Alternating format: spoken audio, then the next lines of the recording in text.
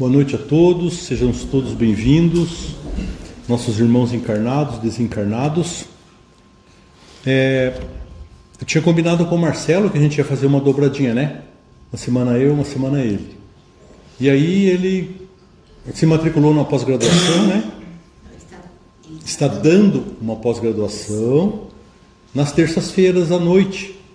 Então ele não vai se ausentar aí por um período, por um tempo. Aí a nossa dobradinha, por enquanto, não vai funcionar. Quando ele retornar, a gente volta. Nós vamos fazer uma maratonada nesse livro aqui, ó. É um livro do Divaldo Franco, por Manuel Filomeno de Miranda, Transtornos Psiquiátricos e Obsessivos. Vamos trabalhar esse livro. Desenvolvi hoje um pouco, né? O começo é a apresentação do livro. E aí, só pela apresentação, vocês já vão ter uma ideia qual é o conteúdo do livro, né? É muito pertinente, tanto para nós encarnados, quanto para os nossos irmãos desencarnados, que são os hóspedes da nossa casa, aqueles que estão aqui em tratamento, aqueles que estão aqui retidos para também ter um entendimento melhor sobre a evolução espiritual. Então, de contexto geral. Porque tudo que a gente vai falar aqui para nós encarnados, vai reverberar neles desencarnados ou quando nós desencarnarmos. A gente sempre está falando disso. Porque o transtorno psiquiátrico ou obsessivo, ele é do espírito, ele não é do corpo. Então isso quer dizer que quando nós desencarnamos, nós levamos esse transtorno conosco. O espírito passa por esse transtorno. Nós recebemos aqui, na nossa mesa mediúnica, espíritos que têm transtornos psiquiátricos e transtornos obsessivos também. Porque existem espíritos desencarnados que são obsidiados também. Ou seja, uma auto-obsessão, ou seja, obsidiado por outros espíritos também. Ou até por encarnados. Né? Talvez seja uma novidade para alguns, que encarnados obsidiam desencarnados.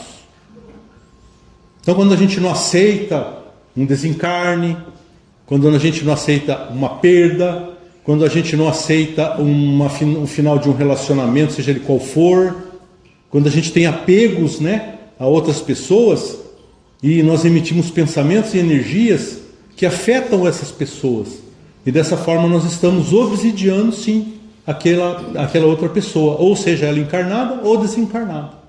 Então a gente precisa ter essa consciência, né? Então vamos lá. Então a apresentação do livro, ela começa com esse parágrafo, né? Os avanços das doutrinas que estudam a mente e as emoções têm contribuído de maneira expressiva para decifrar os problemas psiquiátricos e os de comportamento, oferecendo terapias valiosas que os diminuem ou que libertam os pacientes das aflições de angústia e de desespero que os alienam. Então o que a gente vai entender?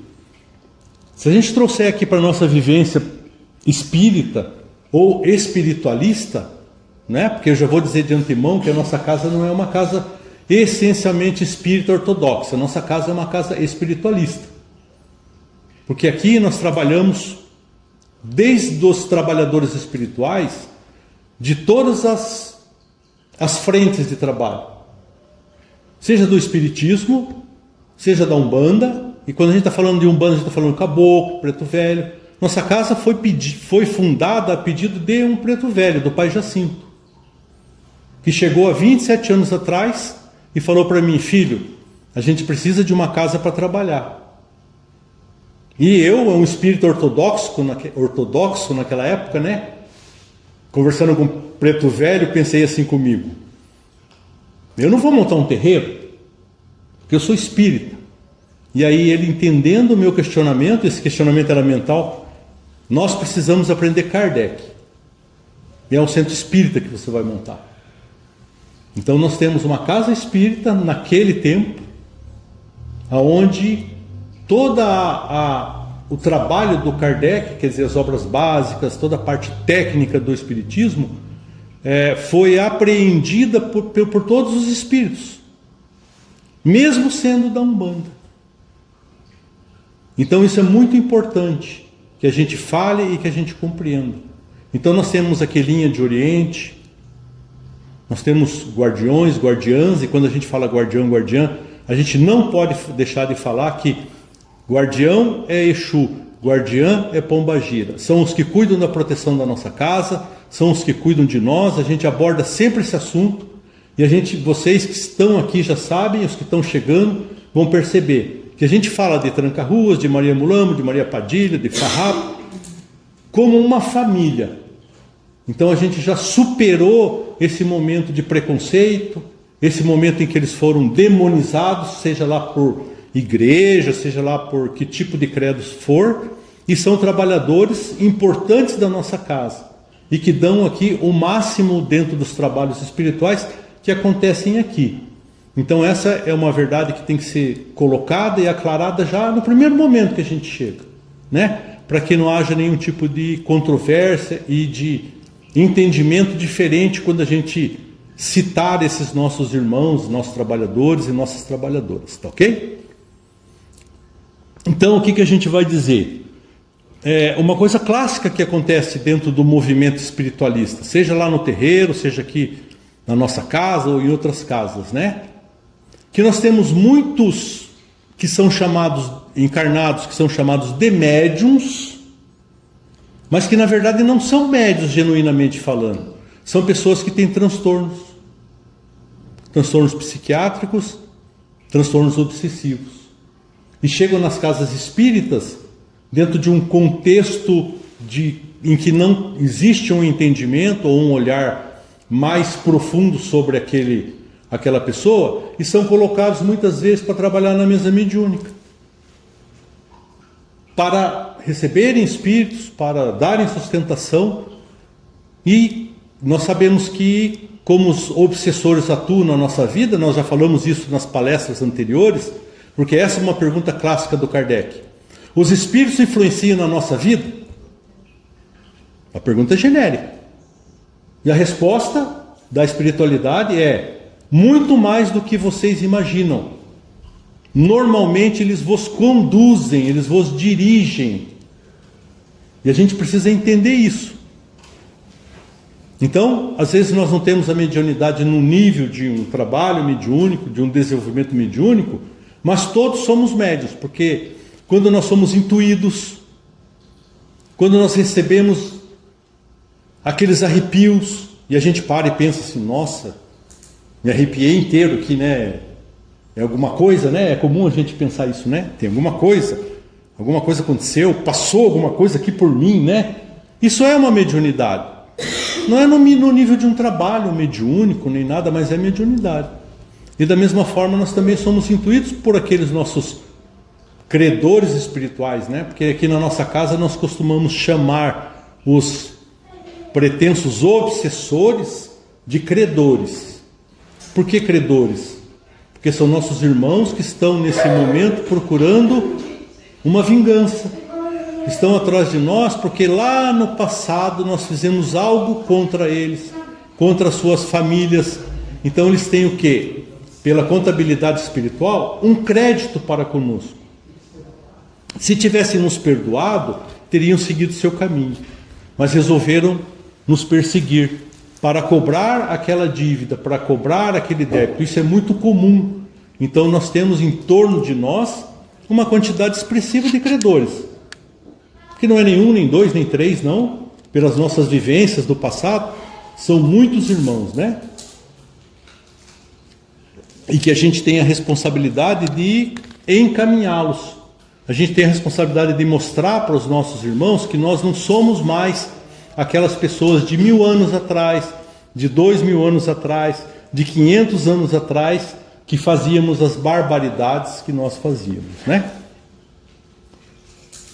Se a gente pegar nós temos mais de 600 livros aí, romances, e se a gente pegar esses livros para ler, nós vamos ver ali histórias que, quando a gente lê, parece que a gente está sendo citado naquele momento.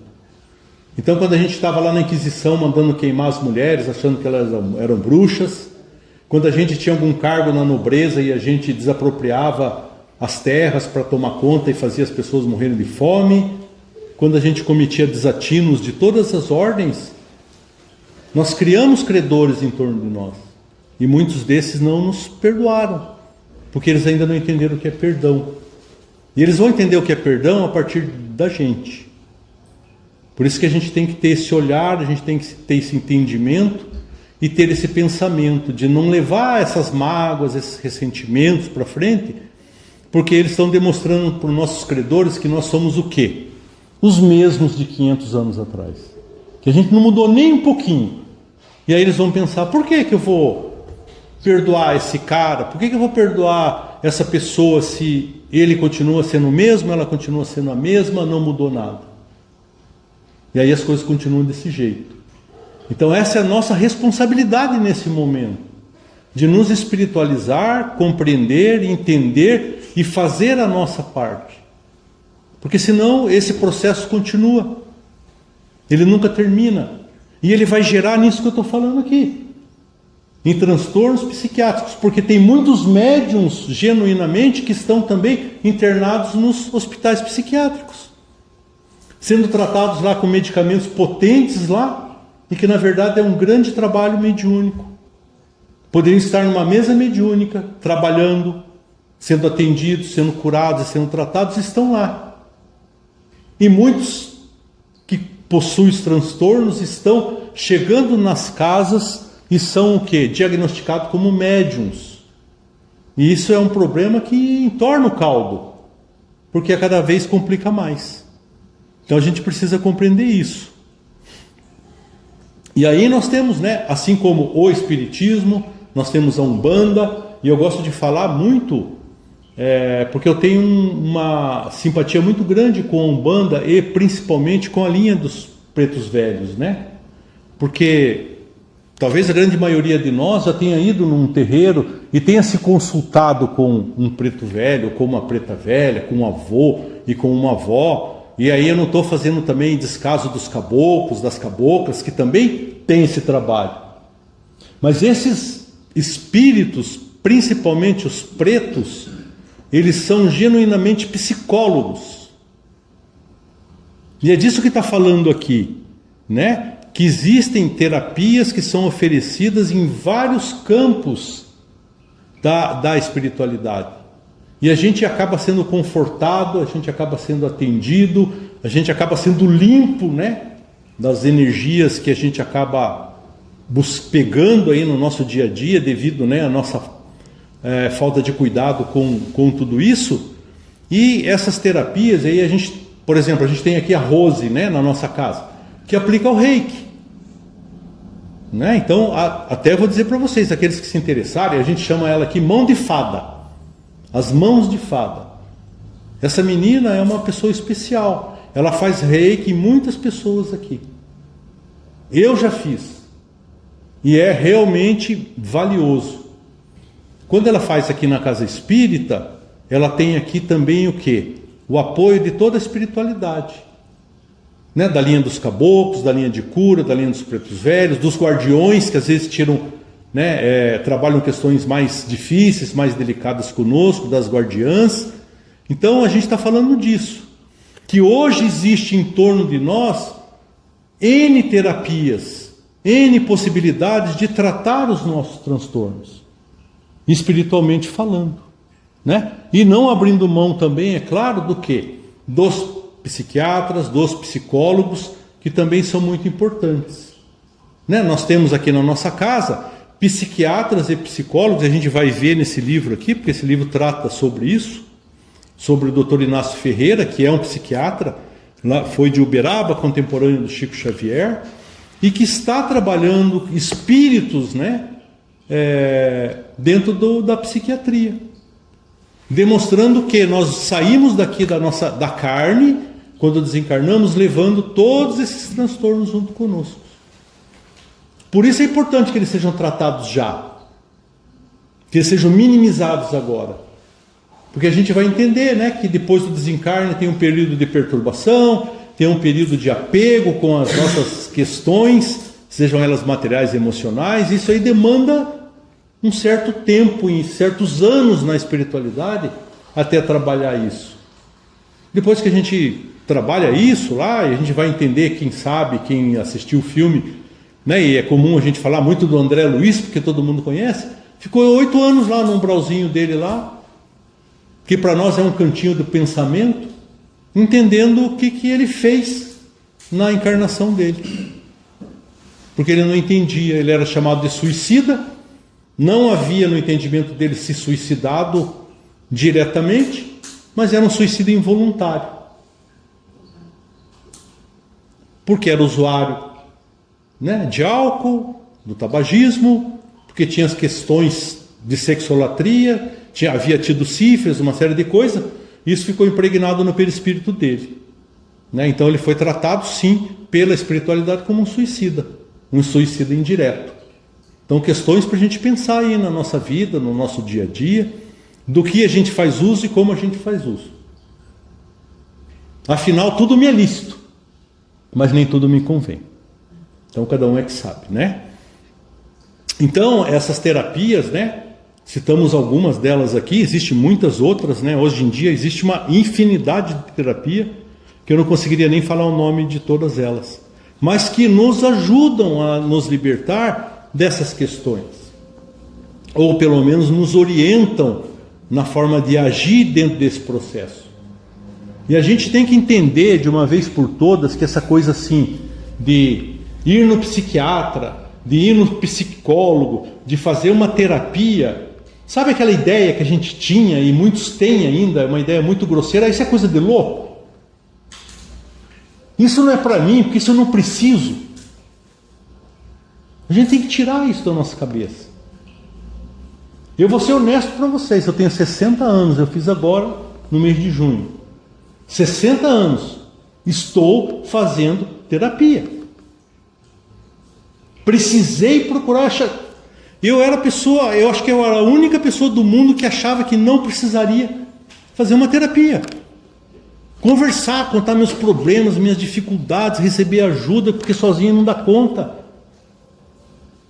E eu vou dar um diagnóstico aqui, está sendo maravilhoso. Porque eles têm um olhar de fora que nos ajuda muito. Né? Então assim, eu sou o cara que, né, toda a proteção espiritual, por causa da casa, dos trabalhos e tudo, não, e eu sempre achei que isso era suficiente. E é suficiente dentro de um certo contexto. Mas o que tem dentro da nossa mente, as coisas que nós passamos, que estão aqui presas, que a gente não consegue compreender, nós não conseguimos nos libertar se não tiver ajuda. Então hoje eu sou uma pessoa que fala que todos devem fazer. Não achem que a gente é autônomo, que a gente dá conta, porque a gente não dá. Uma hora a vida cria situações para nós em que a gente não dá conta de compreender e a gente precisa. Senão a gente entra nesse processo aí. Um processo obsessivo, um processo de um transtorno psiquiátrico, alguma coisa dentro desse sentido. Todo mundo precisa. Vamos entender isso, todo mundo precisa. Isso facilita as coisas na nossa vida. Então a gente pode ter 40, 50, 60, 70, 80 anos. Temos crianças que já fazem.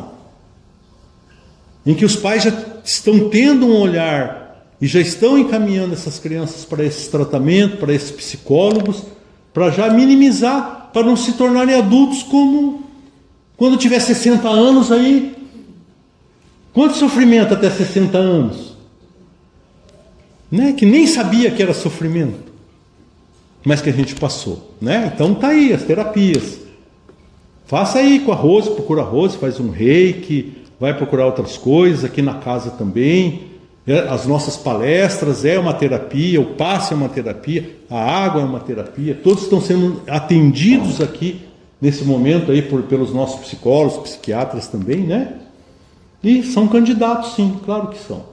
Todo mundo traz seus transtornos, né? Então ele continua dizendo: em face de muitos conflitos gerados pela tecnologia e pelas comunicações virtuais, assim como pelos fatores defluentes do processo da evolução espiritual, né? Expressando-se na hereditariedade e nas enfermidades infectocontagiosas, o número de portadores de transtornos mentais e psicológicos prossegue com estatística ampliada. Né? O que a gente vai entender disso, né? Eu achei que a imagem mais interessante que a gente pudesse trazer aqui para puxar um pouquinho dessa conversa é essa aqui. Isso aqui é familiar para vocês? Esse dia eu fui num restaurante aqui, de uma vizinha aqui embaixo. Tinha uma mesa, um casal e duas crianças. O pai e a mãe estavam lá no celular. E as crianças olhando para eles porque a comida estava na mesa e eles não tinham sido servidos ainda.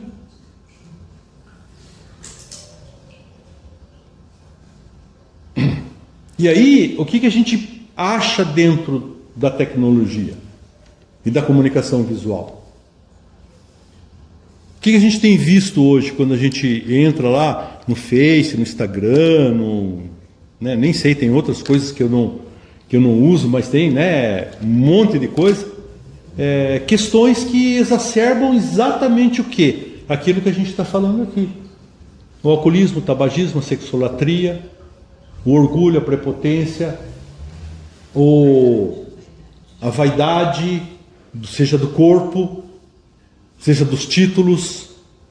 É isso que a gente tem visto, a gente está sendo bombardeado por tudo isso. Então, se eu fui, o que eu quero dizer aqui, né? Que se eu fui há 500 anos atrás, lá, o Barão de... Barão do quê? Fala aí, algum barão. Mauá. O Barão de Mauá. Barão legal, Barão de Mauá. Cara rico, cara poderoso, que tinha muitos escravos. Dono do primeiro banco do Brasil, assim com Dom Pedro II. E eu trouxe ainda essa característica aqui dentro de mim, porque, como eu falei, essas características elas continuam no espírito. E eu começo a receber esse bombardeamento e essas influências, seja da tecnologia, seja da mídia.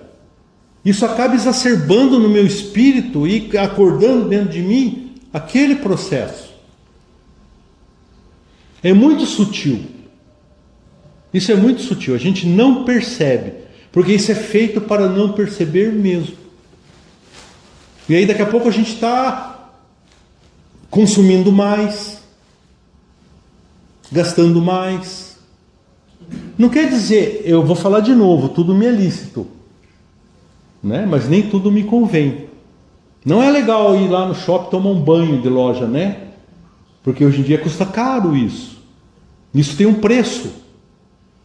Que vai gerar esse preço depois daquela fuga, né, da compra, né, comprei, troquei, que legal, né, vai gerar um problema econômico, financeiro.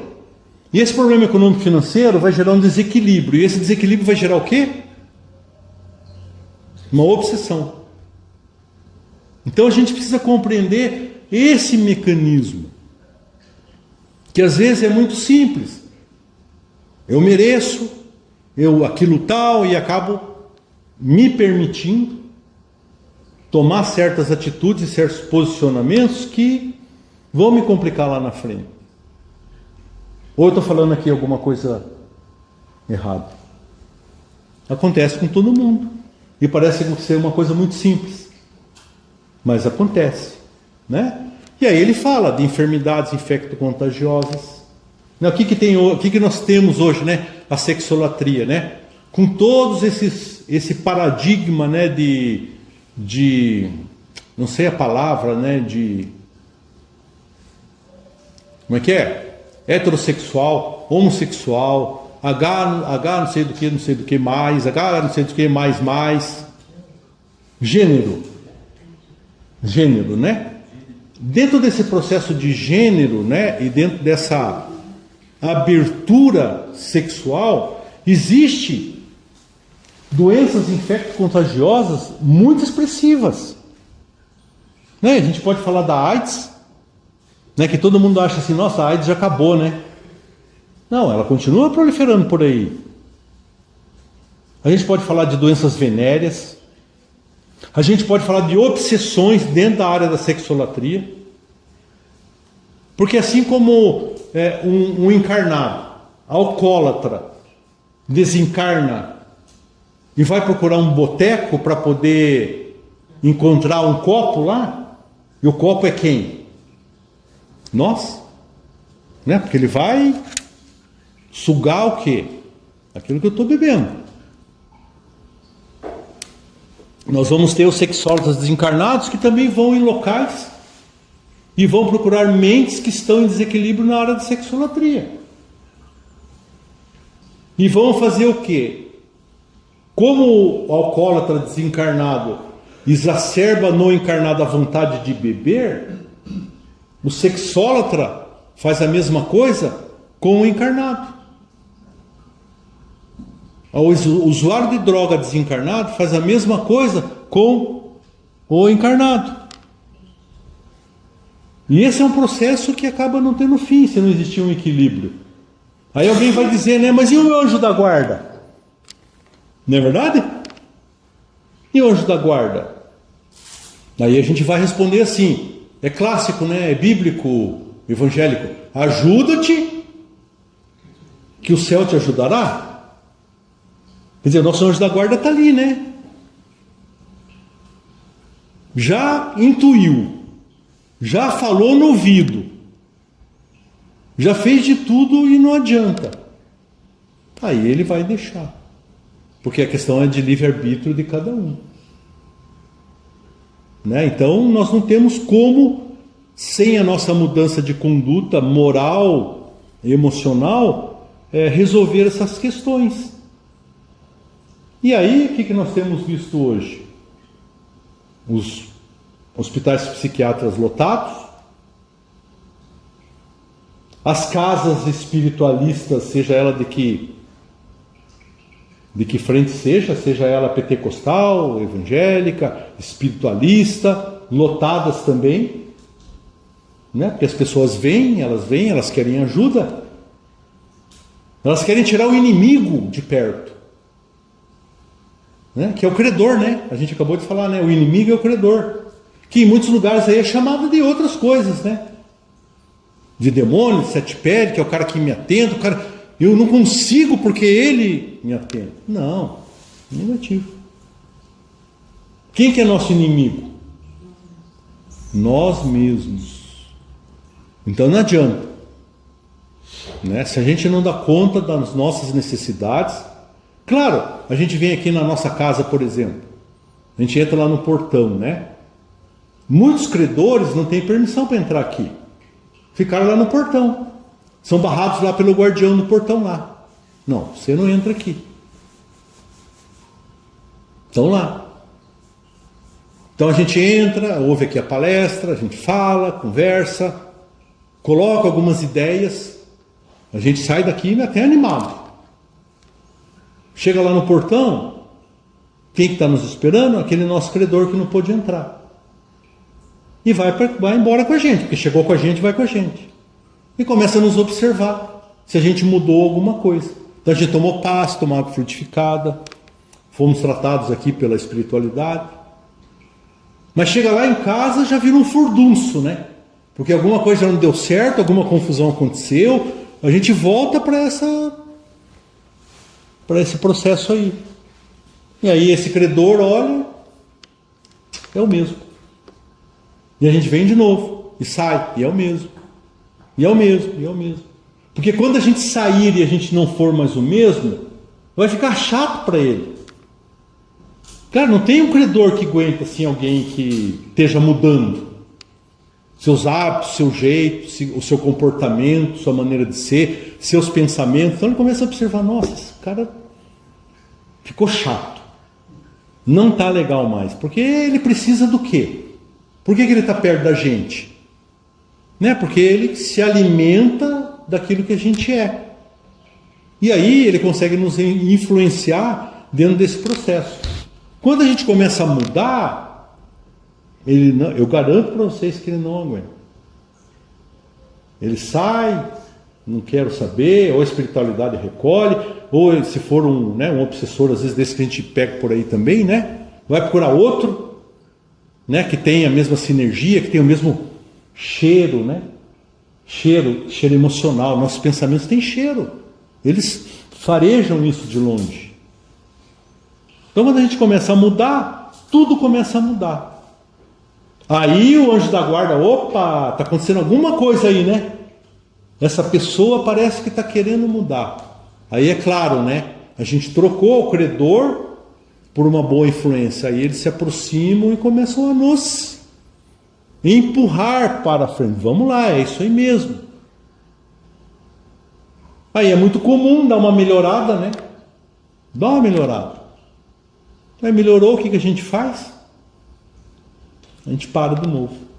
E volta para essa mesma rotina. Atrai novamente, ó. E aí fica a mesma coisa. Então a gente não vem na casa espírita, não vai no terreiro, não vai nada para tirar nada da gente. A gente vai para ter esse entendimento que a gente está trazendo aqui. E quem vai tirar algo da gente, seja lá o que for, é a gente mesmo. Através desse processo de mudança. Ético, moral, emocional, psicológica, seja lá qual for, né? Aí ele continua dizendo: tormentos de várias ordens violentam o bem-estar dos cidadãos contemporâneos. Alguém é familiar isso aqui para alguém? Ó, tem até um resfenol aqui. Isso aqui é um resfenol. Aqui está meio assim, mas aqui dá para ver. É um resfenol, um simigripe, alguma coisa assim. E agora eu lembrei de uma coisa, vou falar para vocês. Uma amiga me contou que a amiga dela tomava resfenol para dormir. Veja como que a gente é. Né? Porque como ele é, né, um antihistamínico, antialérgico, ele dá um soninho. Natural, né? Então quando a gente está muito gripado, está muito atacado, claro que a gente vai fazer uso. Está aí, né? A alopatia está aí para a gente usar. Mas o exemplo que eu estou dando é esse. Todo dia ela tomava, espero que tomasse 2 resfenol, né? Que é de parzinho, né? Mas vai que tomava 4, 6, o pessoal tá meio doido, né? Para dormir. Gente, vamos pensar, né? A gente pode não tomar resfenol para dormir. O que a gente toma para dormir? Não precisa responder. Só pensem. Se tomam algo que está sendo orientado, né? Como é que é o Zorpidem? O que Pidem lá? Prescrito pelo psiquiatra e tal. Aí é uma coisa, né? Mas a gente sabe que tem médico que vende receita aí por R$50. Também já fiquei sabendo disso aqui e de pessoas que compram a receita, né? Porque também ir no psiquiatra, ir no psicólogo, lá na consulta, é colocado situações que exigem de nós mudanças comportamentais, né? Porque não é o Zorpidem, ou não é as gotinhas lá do aquele famoso lá, do Rivotril e tal, que vão resolver o nosso problema. Eles vão mascarar o nosso problema e nos dá, eu entendo dessa forma, muitas vezes assim um up, né? Um tempo para que a gente consiga voltar à nossa normalidade para dar conta dos nossos problemas. O que os médicos falam é que a medicação serve para tirar a gente do fundo do poço, né? Isso. Daí tem muito mais para frente que... Então lá, está na borda do poço, então bota a mão lá, termina de subir e vai procurar a cura. E a cura está em si mesmo, é isso que a gente está querendo dizer aqui. Não é? Porque senão a gente vai fazer o uso sempre disso, né? E outros mecanismos de fuga que eu já falei aqui, né? Seja ele os emocionais, né? Que a gente vê tanto por aí, né? E que tem realmente dado problema para muita gente. Então, tormento de várias ordens violenta o bem-estar dos cidadãos contemporâneos, atormentando-os de maneira avassaladora, que os levam à drogadição. Tá, eu acho assim que tomar... eu acho que eu tomava 4 por noite. Resfenol. Para dormir, isso é drogadição. Eu posso estar muito enganado. Mas eu acho que é. Né? A sexolatria, né? E a sexolatria também, se alimentar, né? Quanto tem de sexolatria aqui? Quanto tem de pedofilia aqui? isso, né? Que incita o quê? O nosso passado. Aquilo que a gente foi e que a gente está aqui reencarnado tentando lutar para eliminar da nossa vida. Tabagismo, alcoolismo, mecanismos sensacionais de fugas da realidade. Tem todo tipo de coisa, né? Que a gente vê e que acontece. Sem que encontrem porto emocional de paz e de alegria de viver. Que é a mudança, que é a melhora, que é o esforço de se libertar dessas nossas carências, desses nossos tormentos, né? Desses nossos mecanismos que acabaram sendo implantados em nós aí no decorrer das nossas evoluções, das nossas reencarnações. E é simples entender isso. Hoje a gente estava falando disso, né? Uma pessoa tem medo de água. Aí o Kardec vai dizer, se o problema da tua aflição não está nessa vida, está nas vidas anteriores. Então nessa vida eu não tive problema com água nenhum, mas eu tenho medo de água. Eu tenho medo de rio, eu tenho medo de mar, eu tenho medo de piscina, eu tenho medo de altura, eu tenho medo de tal coisa. A gente precisa resolver isso. Se é de outra vida ou se é dessa vida, nós reencarnamos para resolver isso. E como é que a gente vai resolver? Nos tratamentos, nas terapias, procurando ajuda. Porque sozinho alguém resolve? Ninguém resolve. Por outro lado, outro problema. O vazio existencial. Essa coisa que a gente sente dentro da gente, assim, esse aperto de vazio existencial, né? Vira e mexe, às vezes vem, né? Como é que eu vi esses dias alguém falar? Nossa, eu acordei com uma agonia. Sabe? A pessoa fala pra gente e a gente não sabe o que fazer com a pessoa. Tá, mas aconteceu alguma coisa?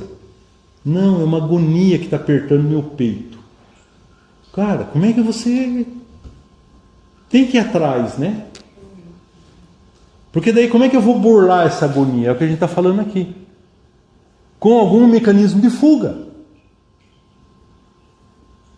Seja ele qual for. Então, eu vou fumar uma carteira de cigarro. Ou eu vou beber um engradado de cerveja. Ou algum outro álcool. Ou eu vou tomar 4 resfenol e dormir mesmo? Também, né? São mecanismos de fuga. E que a gente acaba aí não conseguindo compreender o problema, porque a gente vai precisar o quê? De ajuda. Olha, eu não estou aqui fazendo propaganda de nenhum psicólogo e de nenhum psiquiatra, tá? Eu não tenho nenhum na família, não tenho nenhum para indicar. E o meu também não vou indicar, porque o meu é só meu. O meu é só meu. Mas sempre tem alguém que sabe de algum bom. E eu vou repetir aqui, todo mundo precisa, não fiquem esperando, depois dói mais, né? Deflete do materialismo, do consumismo, das ilusões do poder, do prazer fugidio, né? Porque também, estou falando, tem gente que vai beber, tem gente que vai fumar, tem gente que vai para boate, vai para o bordel, vai lá para tentar esquecer, né? Essa agonia, esse negócio. E até naquele momento ali acaba esquecendo. Mas o que acontece? No outro dia, quando acorda e abre o olho depois daquele processo todo, volta. Porque não está indo no fundo da questão, né? Da sua dificuldade. Das ambições desordenadas, das insatisfações íntimas, embora as aparências festivas, responde por muitos desvios de conduta que sempre infelicitam. Né? A gente sabe, eu conheço pessoas que saem aí por uma noitada, né? A gente fala essas coisas assim, né? E acaba tendo grandes problemas nesses locais. E que nem entendem a questão espiritual daquele local. Né? Problemas de doenças infecto-contagiosas, de doenças venéreas, e mais um monte de espíritos que saem junto de lá, com aquelas pessoas também, que são sexólatras desencarnados.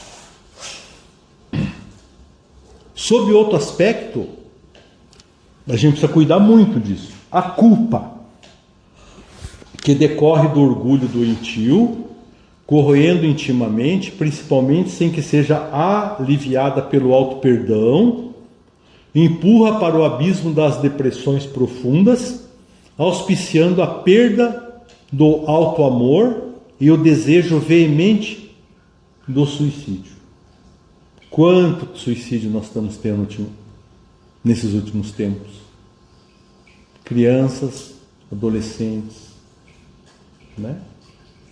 Culpa não vem só dessa vida, não. Culpa vem de outras vidas. Suicidas que estão em várias reencarnações seguindo esse caminho, que é o mecanismo de fuga para ele. Apertou, pressionou, eu não aguento mais, eu me suicido. Porque nas outras vidas eu também fiz isso. Então isso é uma coisa que tem que olhar com muito cuidado. Porque existem, a gente sabe, pessoas com essa tendência. E a gente que está perto, a gente que está em volta, a gente que está cuidando, tem que observar muito isso. E essa questão da culpa, ela é muito complicada. A gente sofre com isso. A gente sofre com esse processo de culpa. Toda hora isso não sai da cabeça da gente. E a gente não tem tendência suicida.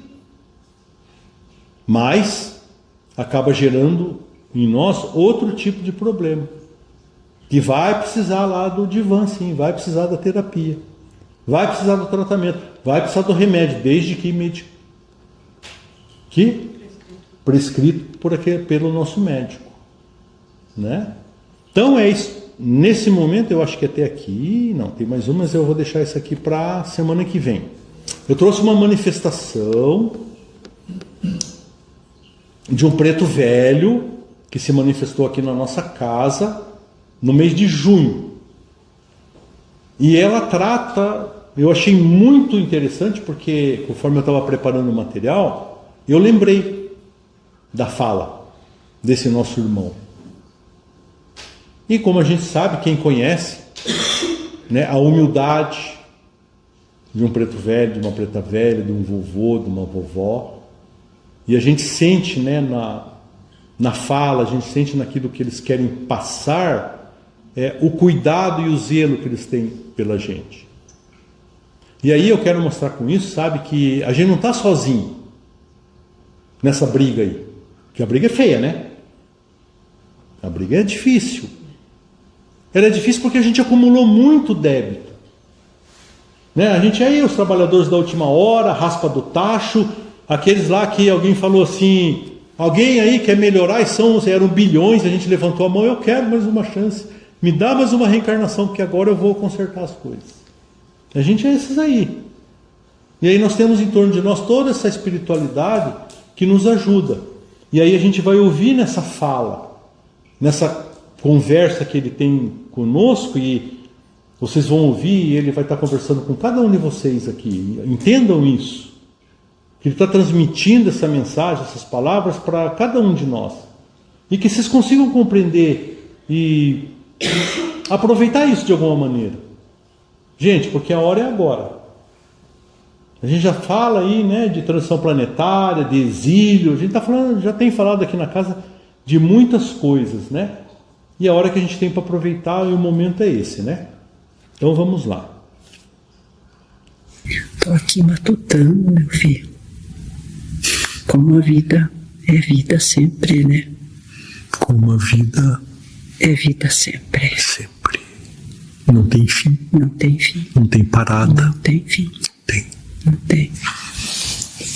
E é muito bom, meu filho. Muito bom essa certeza, essa confiança, porque a gente tem a paz de espírito, né, filho? Bens a Deus, né, pai? Não é a paz procurada só para quem está no corpo, meu filho. Nós temos que fazer tudo para ficar na paz. Isso mesmo. Porque Ataque vem. Bem. Bem eu Pra sei, tirar a meu gente pai. do caminho, igual você falou. Bem eu sei. A gente é uma ovelha, filho. A gente é uma ovelha, mas temos que ter muita fé. Tem as ilusões, né, pai? Mas temos que ter fé. Tem o ouro que brilha. Ah, mas nem tudo que reluz é ouro, meu filho. Isso mesmo. Temos que Isso ter mesmo. desprezo até pelas coisas que muito reluz, que não vai trazer nada para nós de bom, filho. Mas como é difícil, né, pai? É difícil. Como é difícil abrir mão É disso, né? difícil, sabe, filho? Tem que pensar de manhã, de tarde, de noite, quando aparecem as estrelas. Pensar em Jesus. É tanta pressão, né, meu Temos que pai? pensar em Jesus. É tanta pressão que a gente para às vezes e Muita pressão. pensa, será que eu estou fazendo certo? Será que eu estou seguindo o pressão. caminho certo? Porque Muita não é pressão. difícil. E estão falando que é prova, né? Prova. Que é prova, que é testemunho, É testemunha. para ver até onde a E fé a da gente gente tem que suporta. ainda agradecer, né, filho? Que a gente muitas vezes já está fora até da expiação, né? A gente pode estar Isso mesmo. sofrendo, mas está passando Não tá a prova, espiando, não né? está espiando. Não está chegando desses lugares, né? Tá com um pensamento. Sabe pensar. Tem o pensador, pensa bem. Sabe a palavra que vocês usam? Discernimento. Mas nós fala pensador. Pode escolher, né? Pode escolher. O caminho, né? Você não olha, filho, você não quer fazer nada, fique quieto, né? Você está disposto, só abra os olhos e faça o bem. Temos que ter muita calma, muita calma. Tá difícil, né, pai? É, mas Parece que tá uma loucura, né? muito protegido, muito amparado. Feliz, filho, de quem tem uma casa para estar dentro. É, Como essa aqui, né, filho? bem Nós verdade. estamos protegidos, nós estamos amparados. E tentando fazer, meu filho, o que podemos. Acalmando, fazendo, filho. Reunião de oração. Que bênção, pai. Ficamos fazendo oração, tudo junto. Que falam vigília, Vigília. né? É. Que bênção, né? Sabe, para nós, né, filho, não tem noite, não tem dia. Nós sabemos quando é noite, quando é dia. Mas para nós não tem. Não para, né? Não, o nosso descanso, filho, é pouco tempo. Nós nem queremos descansar muito. Porque sabe, meu filho, quando a gente já está com esse corpo mais leve, como nós estamos, Certo. fazer o bem não cansa. Não cansa. Imagino que não. Cansa. O que cansa é ficar dando murro em ponto de faca, meu filho. Batendo lata, né, pai? Não. Você viu que conversinha mole, né, meu filho? Mas é para mostrar calmaria, para mostrar como é que tá, para falar com voz mexer, para falar com as moças aí, né? Pai, e Para assim, que vocês né? tenham calma. O tesouro que a gente carrega aqui dentro, né? Então, Dentro dessa casa. é grande, filho. Tão rico, tão importante, né? Muito, filho. Quanto que vale esse tesouro, né? Esses nossos irmãos que chegam. Nossos irmãos que chegam e o que se apresenta para ajudar nós, filho. É uma maravilha, Também, filho. Nossa, nossos filho. trabalhadores, guardiões, guardiãs, né? Olha, nós perdemos de vista os que chegam, nem muita conhecemos força, né? tudo. É muita não podemos força. conhecer, porque passam e vão trabalhar. Não ficam na conversa. Não perde Pode, tempo não de dá, bater papo. Não dá, não dá. Nós ficamos se olhando, né? Nós ficamos se Quem que é olhando. esse? Quem que é aquele? De onde veio? Nossa, Do jeito que vem, vai, né, Dá pai? uma saudação assim, corre, meu filho. De guarda-pó branco. Olha só. Guarda-pó branco. Muito doente, filha. Muito doente. Muito doente, muito doentinho. Tudo doentinho, fraquinho da cabeça. Melhor não falar nada e rezar. Aí eles recebem a calmaria, né? Mas estão calmos. No silêncio. Estão né? calmos. Estão calmos, estão sendo cuidados. E todo mundo corre. E nós correndo para cá, para lá, preparando alguma coisa que é para preparar, cada um com a sua tarefinha, né, filho? O que sabe fazer. Com o que Cada sabe um fazer, junto. né?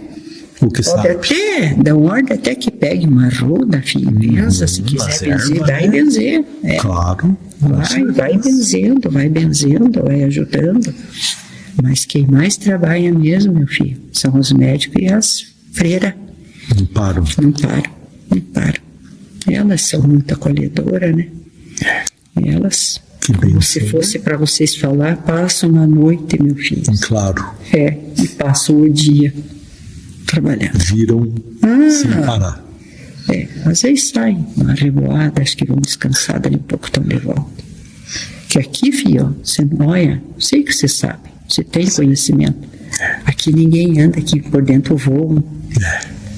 Voam assim, pss, pss, pss, bem ligeiro. Que bênção, né? Precisa, né, Para filho? agilizar as coisas, né, pai? Precisa. É assim que Precisa. é, né?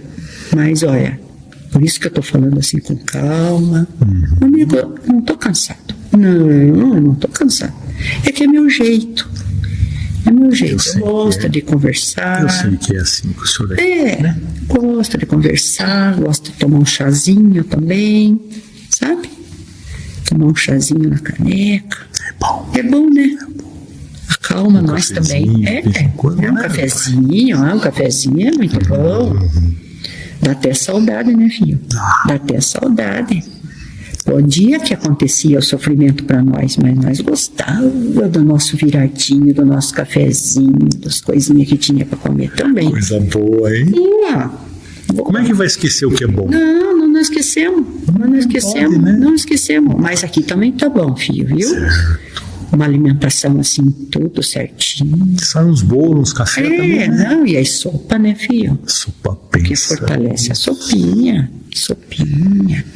Mas também toma como nós quer. Não, tudo à vontade, filho.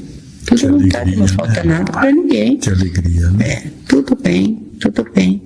Agora sim, para falar para você, no momento a casa não está assim, naquela disposição daqueles outros que a gente via que dava medo.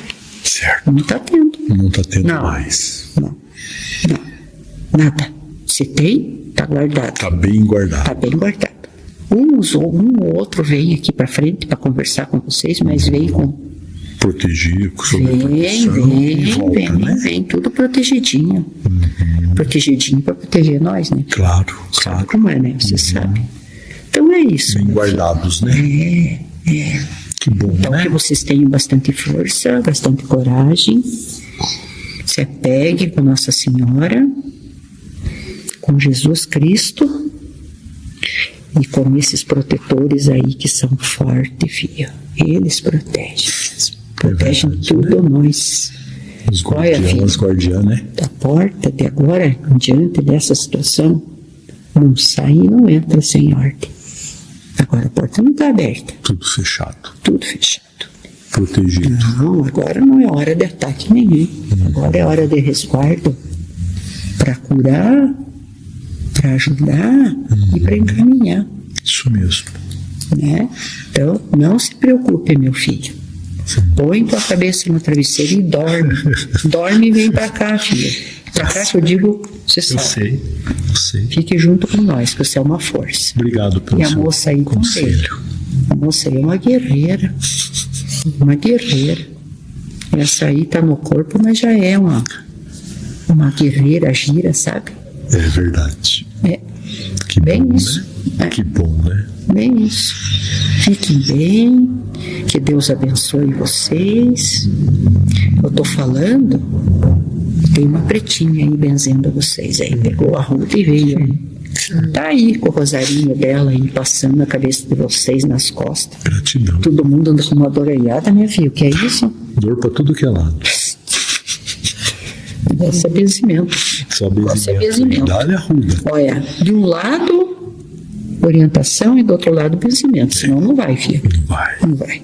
Trava tudo dela, Trava né, tudo. pai, no meio do caminho. Então, olha, fique com Não tem bastante por aprender calma. nada, né? Fique com bastante calma, bastante fé que vocês têm. Porque quem tem conhecimento, né, filho, tem fé. Porque sabe o que está acontecendo. Sabe. E está acontecendo, filho, coisas boas. Uma ajuda muito grande para quem está precisando muito mesmo. Tá certo, pai. Ai, eu agradeço poder conversar com vocês. E a É tão gente bom, fica filho, feliz. é tão bom. E a gente precisa, pai, disso. Precisa. Precisa disso. E eu podia dizer assim, né? Se eu tivesse no meu rancho, ia dizer agora o nego vai dormir sossegado, mas não vou, filho, dormir. Vai Não preciso trabalhar. dormir, vou trabalhar, filho. E animado. Isso mesmo. Animado, bem contente, bem contente. E nós vamos dormir para trabalhar. Vou lá na cozinha, como se diz, falar com a Preta lá, me dá um golpinho de café, um chazinho aí, que eu quero ficar firme. E de olho em quem tá por aí. Eu olho, eu Só gosto de olhar. cuidando. Cuido pro bem, né, filho? Cuido pro bem, filho. Cuido pro bem. Que bom, Deus meu abençoe pai, que vocês. alegria, Mais viu? uma vez eu agradeço a Deus, agradeço a Jesus e agradeço a Nossa Senhora e agradeço a todos esses guerreiros e que deram ordem para mim falar, viu, filho? Porque a gente não fala sem ordem. Não é assim, né? Para não tirar a vez dos outros. Mas os doentinhos se acomodaram. Tudo Tão acomodado. sossegadinho. Então, Sua bênção, meu pai. que Deus abençoe Obrigado vocês. por Que Deus abençoe você, tua filha. Abençoe teu lar. Obrigada. Que assim seja. Gratidão, meu pai. Gratidão eu. Em nome do Pai, em nome de Deus. Em nome de Deus. Posso, filho? Claro, meu pai. Posso, filho, fazer um Pai Nosso? Pai, fica à vontade, Então vou pai. fazer um Pai Nosso. Por favor. Pai nosso, que está no céu, santificado seja o vosso nome, venha a nós o vosso reino, seja feita a vossa vontade, assim na terra como no céu. O pão nosso de cada dia, dá-nos hoje, Senhor. Perdoai, Pai, as nossas dívidas, assim como nós perdoamos aos nossos devedores, e não nos deixe cair no mal. E nos livra de tudo, Pai, livra de tudo, porque Teu, Pai, é o reino. Teu é o poder, a glória, a paz para todos sempre. Amém. Que assim Amém, seja. meu pai. Que assim seja. Bastante coisa para pensar, né? Uma fala dessa dá para a gente pensar muita coisa. Vamos considerar o Pai Nosso dele a prece final? Pode ser? Então, agradeço vocês pela atenção. Semana que vem a gente vamos continuar o livro, trazendo mais material e espero que vocês tenham gostado, que vocês retornem. Terça-feira que vem, mesmo horário, nós estamos aí, tá bom? Obrigado, gratidão.